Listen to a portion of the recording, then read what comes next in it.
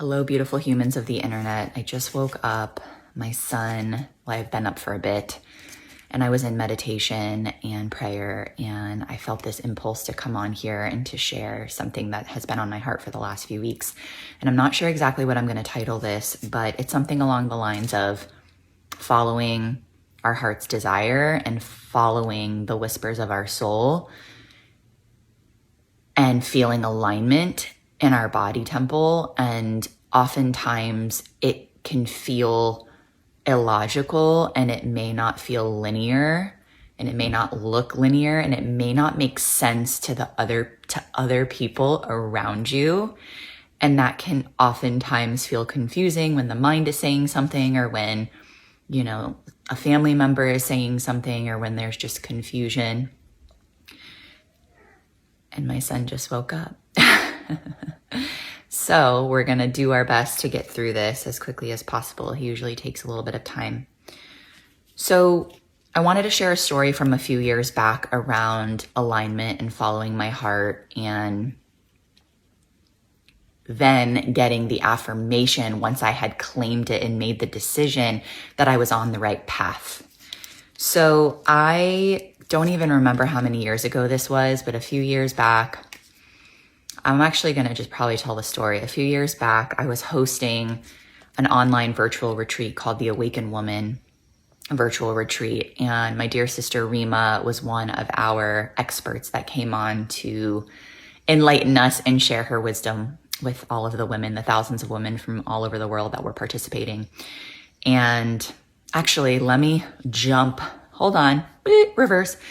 Maren Bach-Antonsen was also on there, and she took us through a beautiful meditation.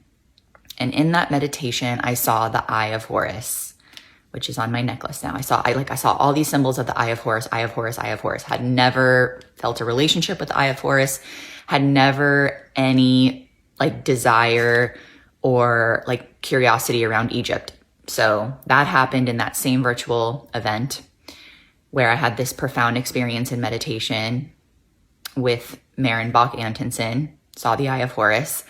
And then Rima came on the next day and was sharing her wisdom. And I went on her website to pull a specific link related to her fine Egyptian oils that she curated for the world. And all of a sudden, there's this picture of her standing in front of the Great Pyramid, and she's wearing this Eye of Horus necklace, and my body just starts shaking. And I'm in the middle of this event. I have my camera off because Rima's speaking. I'm my whole body is just vibrating, and it's Egypt, Egypt, Egypt, Egypt, Egypt, which was wild. So then I tell Rima about it, and I'm I feel like I'm supposed to go to Egypt. And I said, let me know when you're taking people next, because she takes women to Egypt just about every year. And she goes, wow, interesting. I'm actually about to go share with the world that I'm announcing the next upcoming trip to Egypt. And I said, I'm there. I'm going. And that was a done deal. And then, of course, what happened? So that was probably in September. I signed up, I put my deposit down, and then all this fear started creeping in. The world was going to hell in a handbasket. There was wars breaking out. People didn't want me to leave. People were telling me to hunker down. It just felt very unstable, kind of like how it feels now. And I started having a lot of fear because I could feel the potency and the profoundness of the experiences I was going to have. And I kept wanting to talk myself out of it. I was like, no, I don't want to spend this money. I don't want to do this. I don't want to do that. And Rima kept supporting me in that decision and just gently walking me through, because I was already in the initiation of the transformation before I said yes, or before I actually went to Egypt, right? The moment I said yes and put my deposit in, the transformation was beginning. And I was walking in fire. So in December, my dearest best friend passed when I was in college, as I've told many of you know, and that started my awakening journey. And her mama was transitioning in December of that year after a many long year battle with cancer. And I went up to North Carolina to visit her. I was living in Florida at the time, and she was wanting me to go through some photos. And there was a chest at her bed that she wanted me to go through and create like little memory books for her son. And as I open it up, this falls out and flies at my feet, this piece of paper. And I'm like, what is this? So I open it up, and this is what it is. Egyptian hieroglyphics art on papyrus paper, which I didn't even know what papyrus was at the time. So I asked her about it, and she said a colleague was Egyptian and drew this for her. And she doesn't know what it means, and she forgot about it, and it's just been sitting there for years. And I asked if I could have it, and she said yes. And so I forgot all about it, and I just packed it up, and many months later, in April of the following year, I went to Egypt and had all the profound experiences, and I forgot that this was in my bag. And then all of a sudden, we went to a papyrus shop, and I see all of these beautiful pictures all over the wall with all of these different depictions of goddesses and gods and hieroglyphics. And I asked the Egyptologist there, I said, I have this. Do you have it here? And they said, let me look. Sure enough, a few minutes later, Exhibit A. So, but what I was told is that I only had half the picture. So you can see half the picture. So I got the full picture. I had the Egyptologist tell me her interpretation of what it meant. And then I proceeded to have, again, some pretty profound experiences in meditation and prayer where Goddess Isis was helping me decipher what this actually meant. I actually did a podcast episode about it a couple years back, and I think it's called What Goddess Isis is Teaching Us About Wholeness. And I will drop the link if you want to comment Isis, ISIS. I will drop the podcast episode for you to give you the whole depiction. But essentially what it is, Queen Nefertari. So Isis is holding hands with Queen Nefertari. So the divine is walking human Nefertari on this side, linking arms, shoulder to shoulder. And then on this side, this is Queen Nefertari integrated as her divine self. So she's sitting on a throne. She's got a dress made of stars. She's got the sun disk and cow horn. So this is the integrated human and higher self, the divine and human aspect of ourselves, the whole being, the fractal of God and the individual that has a personality and an ego and a body. And she's sitting in front of Goddess Ma'at. And to me, that just means that all is in cosmic order and all is aligned and all is right in the world because she's walking in wholeness. So again, that's just like the quick Reader's Digest version of that. And I have a podcast episode on it. So then the other day, I'm like cleaning things out in my office and I find this. And this was given to us by Rima when we went to Egypt as part of our little welcome bag. And it was just a little notepad to take notes.